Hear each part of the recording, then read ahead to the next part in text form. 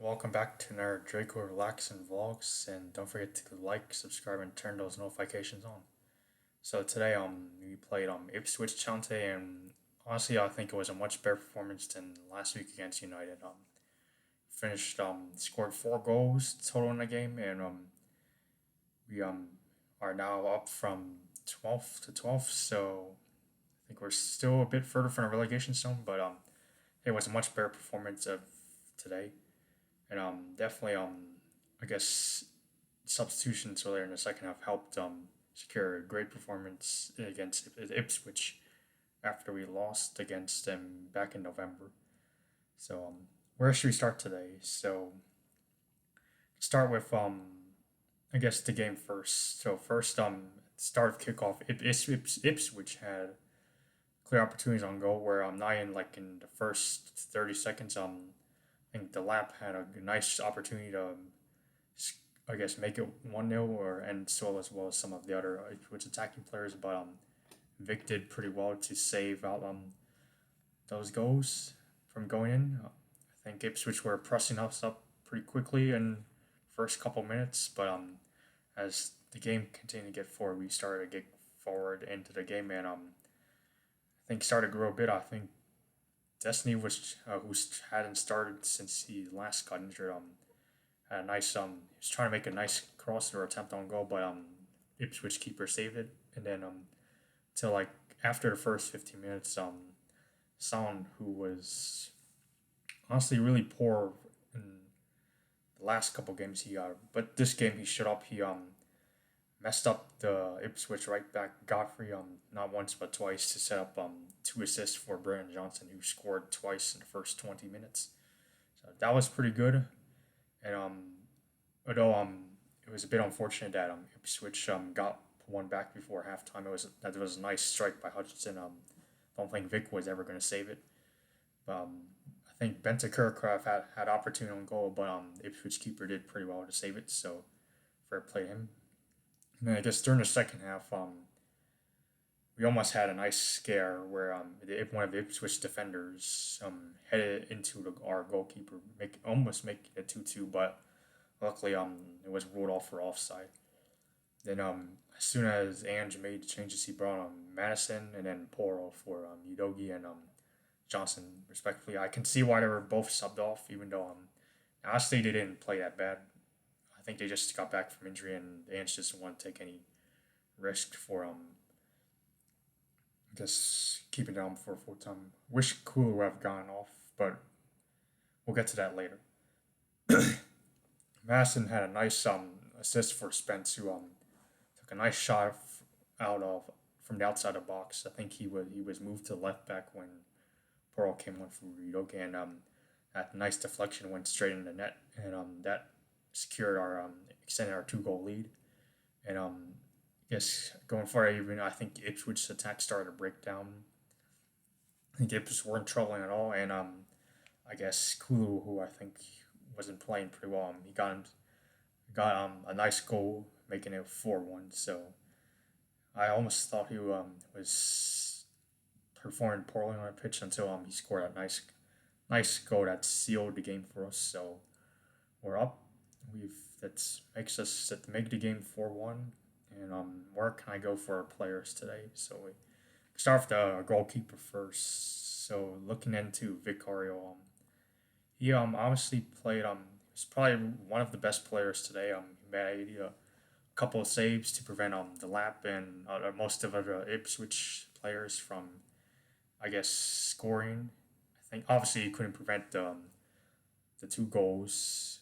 One of them, which was pretty good by Hutchinson, and the other one, which was raw from offsides, from getting into the net. But he was pretty solid and at the goalkeeper, and he didn't make any horrible mistakes so far.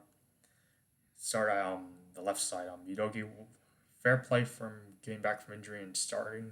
I know he was back last game, but he didn't. He sat on the bench the entire game. Honestly, he did pretty well. After coming back from injuries, he made some good drives up front. Even had some opportunities to cross. But like I said, I don't think there's anything bad I could say for him, except that wish he could have stayed on a bit longer, but I understand why Ange subbed him off.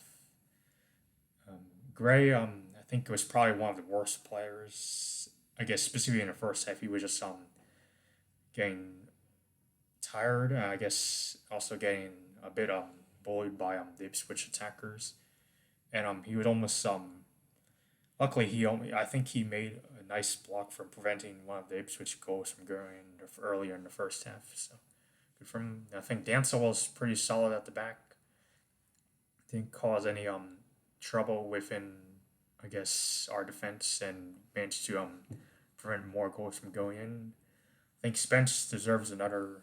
I think Spence was definitely our man of match, especially Jim. I guess covering down the right hand side and also the left hand side, and also getting that nice deflected goal too. So really like that goal from Spence. I think Spence was showing pretty well.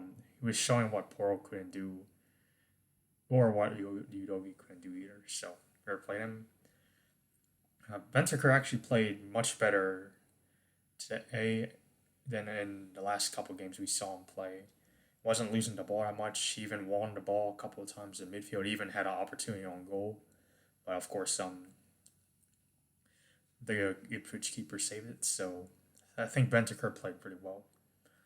As well as Bergval is also pretty solid in our midfield, making sure that I guess we weren't cut open like we usually do in other previous games against other teams. So fair play to Bergval.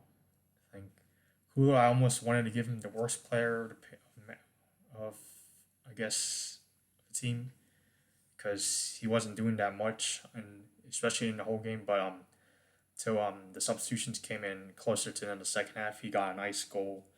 So I wouldn't say he's the worst of the worst. I think he had some good. I think he had one good opportunity, and that was that one goal. So I think I've done better. I would like to see if he can get a rest one day because he's been starting every game, and when his performance isn't slipping that well, he should be on the bench.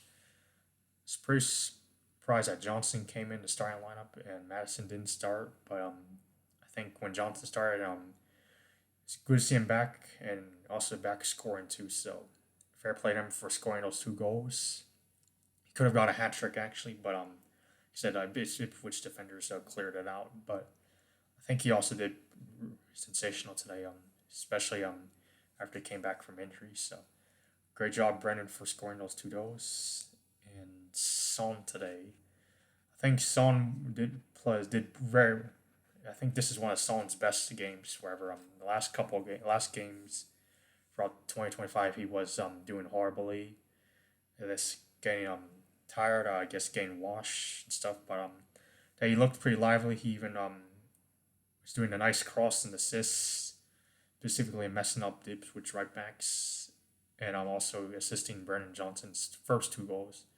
I think Stone played much better today, and I'm hoping if Ange continues to start him in the next couple of games, he should be able to perform something similar like that instead of just jogging around the pitch like he does in previous games. So good job for Son for providing those two assists, and I think Tell was pretty quiet today. I don't think he had that much shots on goal or had an opportunity to score, but we'll still give him time at least. But I'm hoping he can score soon. But luckily we got him on loan, so we didn't waste that much money. If Tell isn't perform properly, we can always have Solanke to step in once he gets back from injury. Then substitutions, Zuma did pretty well in midfield. He came on, didn't make any silly sloppy passes or didn't get any silly fouls or anything, or didn't give away the ball. So I play Basuma for coming on and holding correct that midfield and giving Bergval a chance to rest. We also got Madison. I think Madison was probably one of the best substitutions. Was pretty surprised why he didn't start, especially when he scored the last goal, the only goal against Man United last week. But Madison did pretty well. Also assisted Spence's goal and also created some chances. I guess push some attack into our current strong attack. So for Madison, Scarlett didn't see him do that much, but of course Could have had some opportunity to score, or at least make himself open to scoring. And Odegaard didn't do that much either, despite coming on. Still, and he's been out injured since October, so he'll eventually find his place. But overall, we move on to I guess the next couple games. We got I think it's either Wednesday. We play City at home. And I think City is going to be one of our biggest opponents, even though we've beaten them twice this season. Because I think they reinforced their squad over the winter break, so it'll be a bit hard to see how we can break down City. We also have Bournemouth next weekend, so we play Bournemouth at home. And Bournemouth, I think, are actually a tough team. Considering they got good players, and even though they've been having an injury squad, see some of their injured players coming back, potentially trying to give us a run at our own stadium next weekend. And we got Alkmaar in round 16 of Europa League, and Alkmaar has been pretty good with Europa League. I think I don't watch the Dutch season that much. I think probably one of the top Dutch teams, and we also got our former player Parrot, who's also on there. So if we can get past Alkmaar at around 16, we'll see where it can go when defend the Europa League. But like I said, we need to continue on earning points. I know our teams, I think such as Brentford and the teams above us, have collected points directly. So still even though we're 12th with a plus 15 goal difference, if you can continue winning games and back to back games and being consistent. By the way, this is the first time we won 3 games in a row. So 9 points collected in a row. If we can collect more points and make the best out of what is, I guess I can say is a miserable season, then go ahead and finish not in a mid-table spot, maybe in the top spot. I think hopefully a Conference League or Europa League, but I don't want to push my luck. We'll see where it can go from there, and see you guys later. I'm out.